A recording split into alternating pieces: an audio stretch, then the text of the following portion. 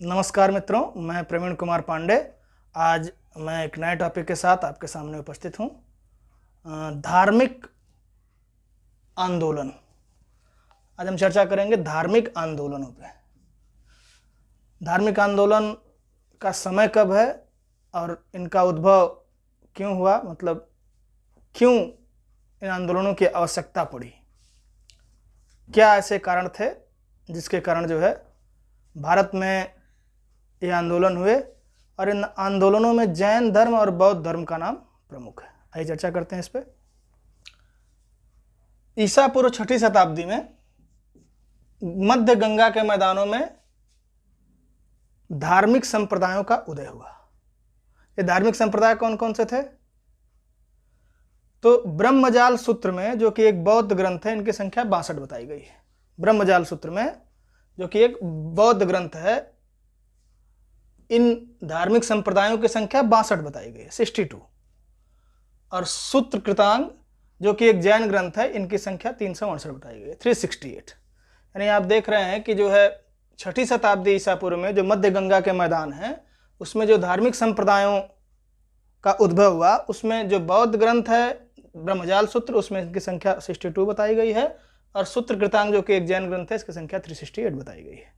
यानी कितना अंतर आपको देखने को मिल सकता है, 62, 368।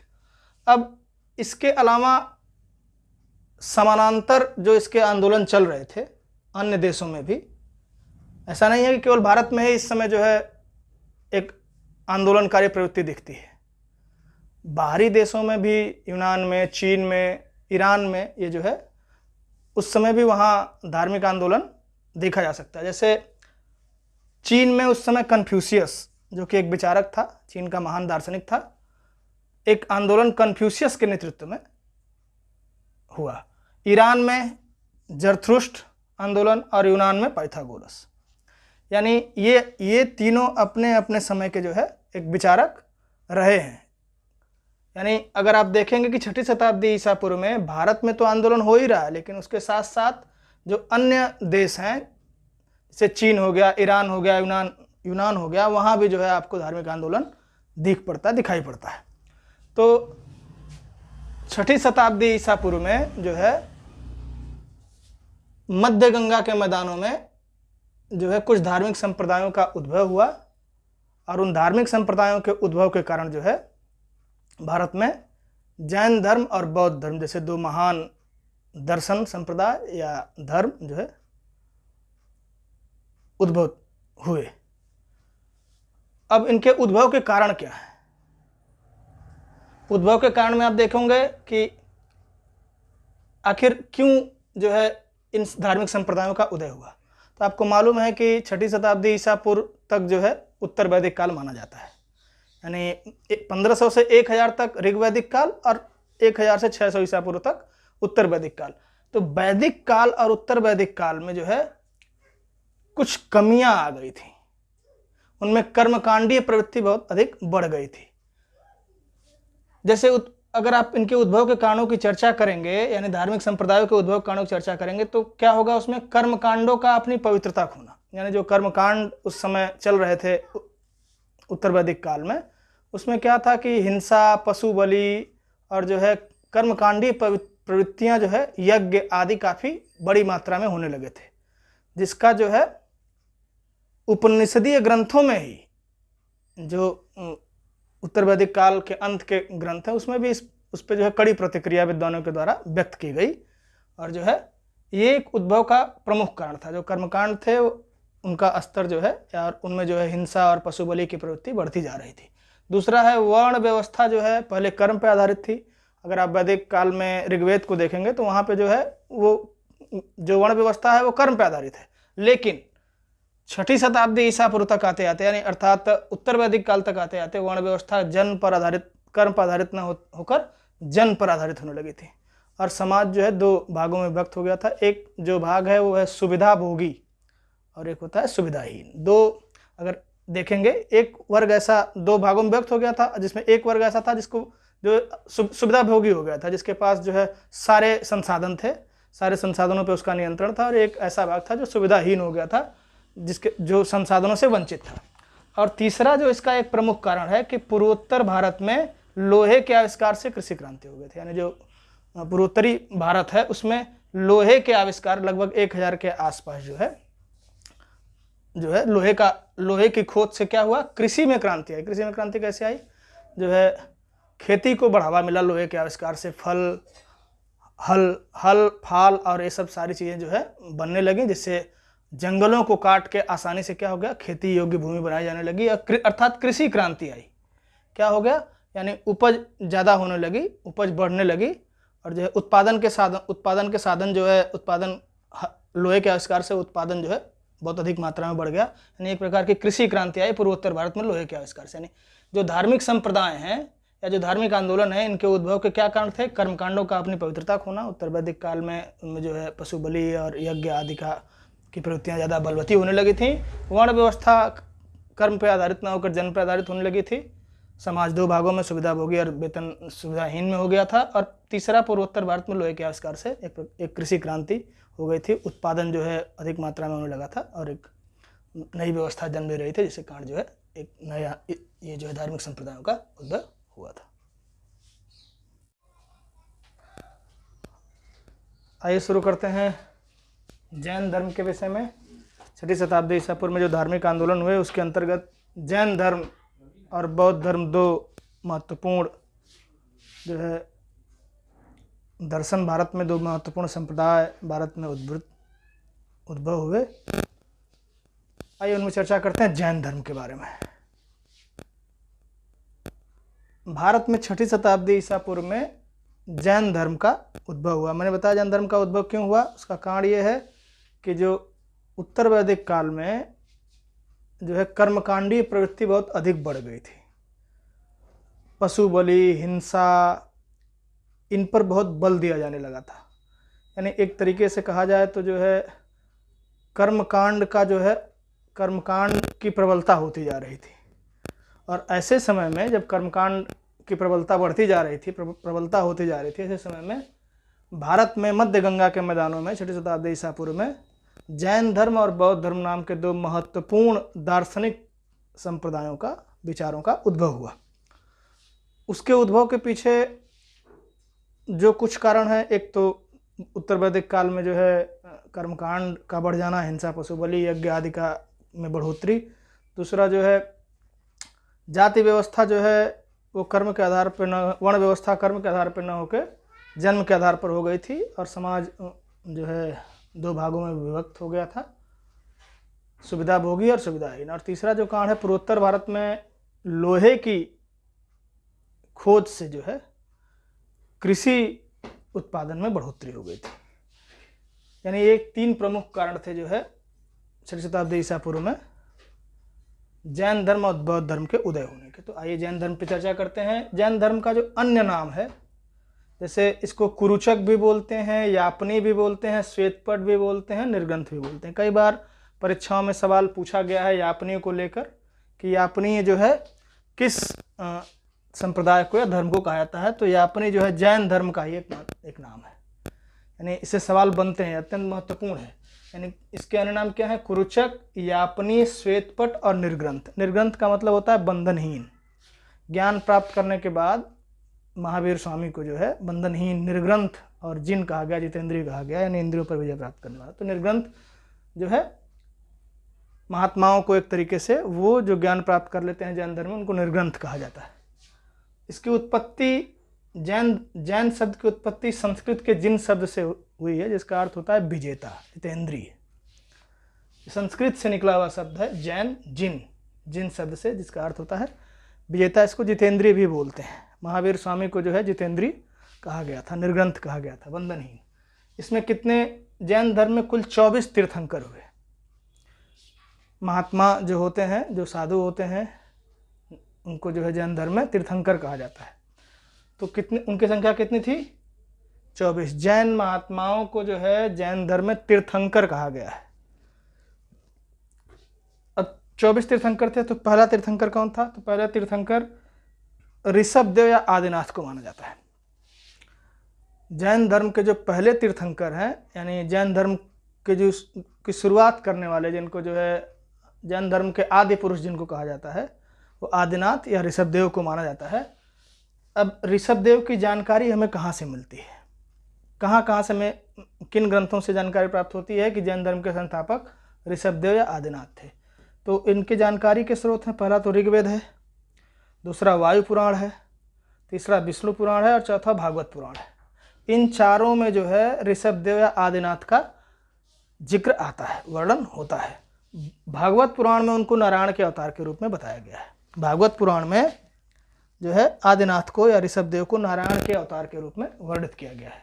यानी जो जैन धर्म के संस्थापक है ऋषभदेव या आदिनाथ, उनका इन चारों ग्रंथों में वर्णन मिलता है।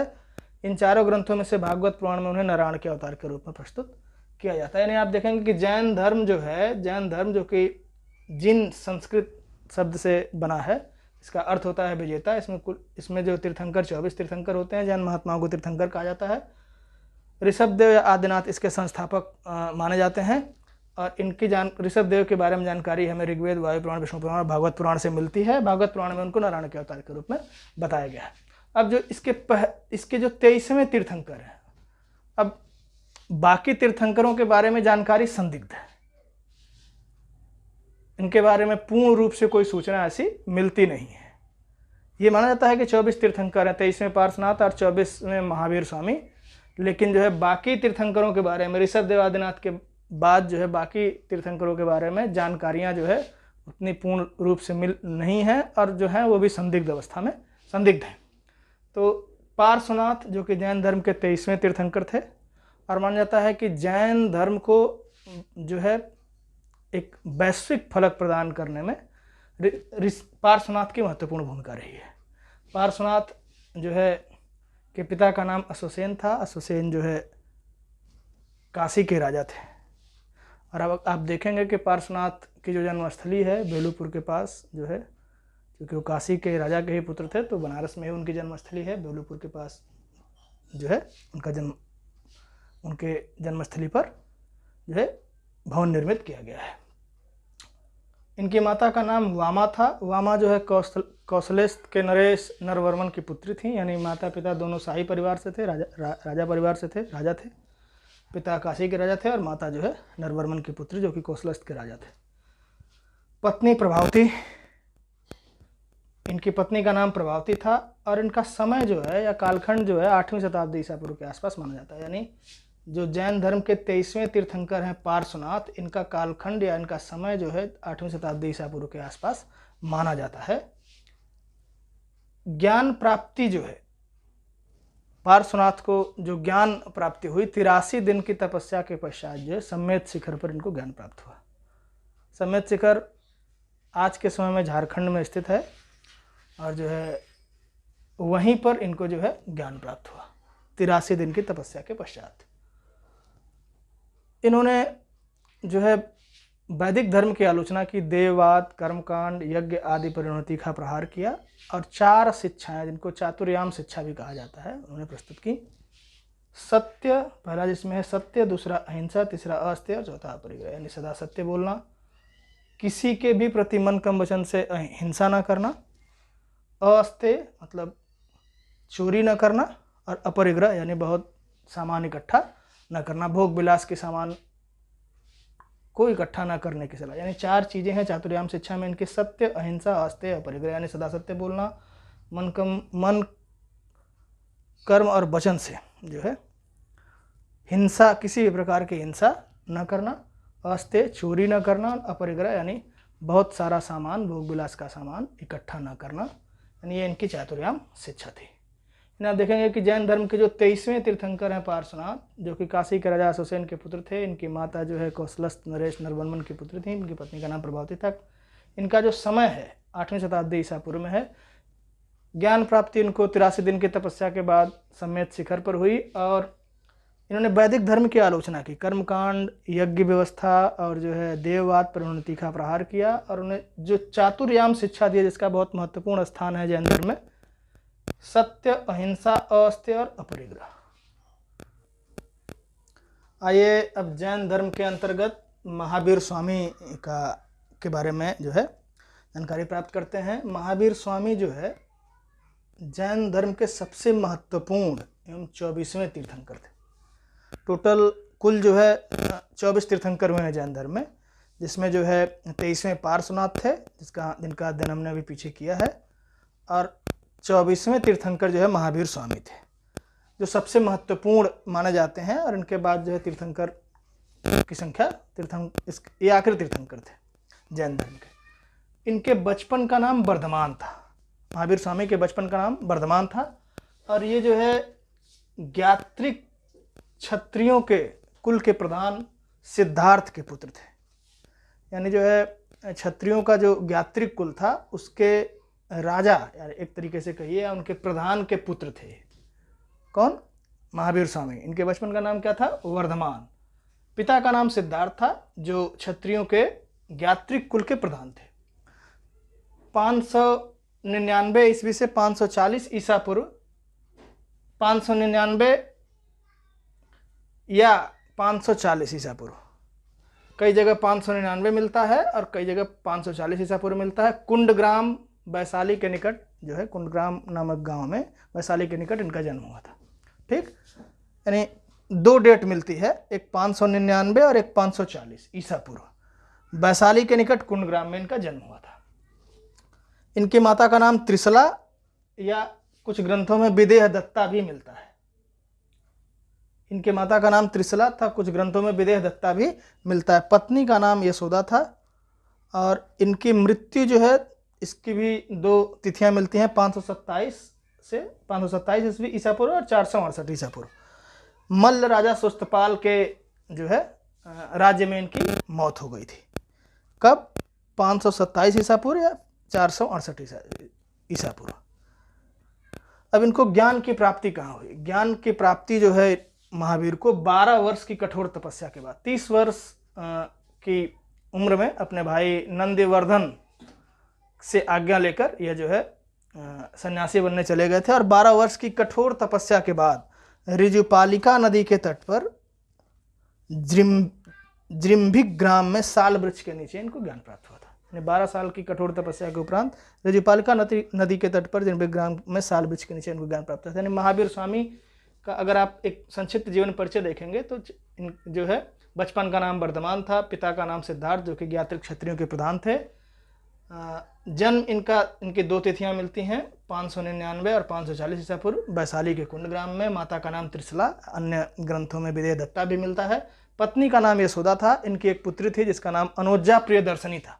पुत्री का नाम अनोजा प्रियदर्शनी था, और इनके दामाद थे जामाली, जो कि जो है एक तरीके से इनके शिष्य भी रहे।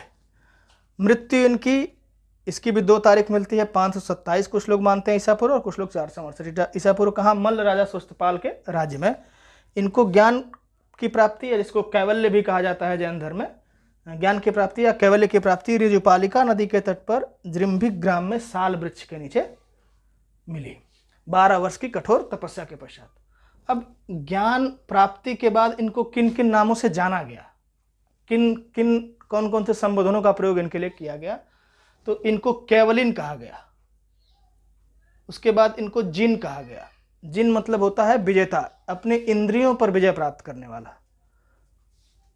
इस अरहत कहा गया। अरहत का मतलब योग्य व्यक्ति, यानी इनको केवलिन कहा गया, विजेता कहा गया, अरहत कहा गया। निर्ग्रंथ का अर्थ होता है बंधनहीन, यानी सारी जो सांसारिक मोहमाया थी उससे ये मुक्त हो गए, अर्थात निर्ग्रंथ कहलाए। महावीर, अपनी तपस्या पर अटल रहने के कारण इनको महावीर कहा गया। यानी जो 5 संबोधन है इनको कैवल्य से, यानी ज्ञान प्राप्ति के बाद एक केवलिन कहलाए। कैवल्य का अर्थ होता है ज्ञान प्राप्ति। जिन का अर्थ होता है विजेता, यानी अपनी इंद्रियों पर विजय प्राप्त करने वाला। अरहत का मतलब होता है योग्य व्यक्ति, अर्हता धारण करने वाला व्यक्ति। निर्ग्रंथ का मतलब होता है बंधनहीन, यानी सारे सांसारिकता से मुक्ति जो है। और महावीर अपनी तपस्या पर अटल रहने के कारण एक लंबे कालखंड तक, यानी 12 वर्ष की कठिन तपस्या के पश्चात जो है इनको ज्ञान मिला था, यानी अपनी तपस्या पर अटल रहने के कारण इनको महावीर कहा गया। अब जैन धर्म ज्ञान प्राप्ति के बाद इन्होंने कुछ शिक्षाएं दी। ये भ्रमण करके लोगों को जो है अपने जो ज्ञान प्राप्ति थी उसका जो है समाज में उसको संबोधन भी करते थे। तो जैन धर्म की शिक्षाओं के अंतर्गत त्रिरत्न आते हैं। कौन कौन से हैं वो? पहला है सम्यक दर्शन। सम्यक दर्शन का मतलब होता है सत्य में विश्वास, यानी सच्चाई में विश्वास, यानी वो दर्शन जो सच्चाई, जो सच के बारे में बात करता है, यानी इनका सत्य का अर्थ होता है सच्चाई में विश्वास, सत्य में विश्वास। तो सम्यक ज्ञान, जैन धर्म के त्रिरत्न के अंतर्गत दूसरा जो त्रिरत्न है सम्यक ज्ञान, यानी शंका विहीन एवं वास्तविक ज्ञान। यानी ज्ञान प्राप्ति के बाद जो है, जो सच्चा ज्ञान है, जो वास्तविक ज्ञान है, जिसमें किसी प्रकार की शंका ना हो, उसको सम्यक ज्ञान महावीर ने कहा। और तीसरा जो त्रिरत्न के अंतर्गत आता है सम्यक आचरण, यानी सम्यक आचरण का मतलब है कि आप सभी प्रकार की स्थितियों में एक समान रहना, यानी सुख और दुख में समभाव का प्रदर्शन करना, यानी सुख आने पर बहुत उत्साहित ना होना और दुखी होने पर बहुत जो है अपने आप को बहुत छोटा महसूस ना करना, अपने आप को बहुत जो है समस्याओं से ग्रसित न महसूस करना, यानी सुख और दुख के प्रति समान भाव रखने वाला व्यक्ति, यानी वो व्यक्ति जो है हर प्रकार के स्थितियों में समान रहता है। यानी 3 बातें त्रिरत्न के अंतर्गत की गई, सम्यक दर्शन, सम्यक ज्ञान और सम्यक आचरण। इन त्रिरत्न के अंतर्गत जो है 5 महाव्रत आते हैं। 5 महाव्रत जो है बहुत महत्वपूर्ण माना जाता है। इससे पहले 4 व्रत तो थे ही जो पार्श्वनाथ ने दिए थे, सत्य, अहिंसा, अस्तेय और अपरिग्रह, यानी सदा सत्य बोलना, मन, कर्म और वचन से हिंसा न करना, यानी अहिंसा को जो है अपनाना, और अस्तेय का मतलब चोरी ना करना, और अपरिग्रह का मतलब भोग विलास की बहुत सारी वस्तुएं इकट्ठा ना करना। इसमें 5वां जो है महावीर स्वामी ने जोड़ा, इस 5वां व्रत जो महावीर स्वामी ने जोड़ा उसको बोलते हैं ब्रह्मचर्य। यानी जो 5 इन त्रिरत्नों के अंतर्गत जो 5 महाव्रत आते हैं उनको महावीर स्वामी, वो कौन कौन से थे? सत्य, अहिंसा, अपरिग्रह, अस्तेय और ब्रह्मचर्य।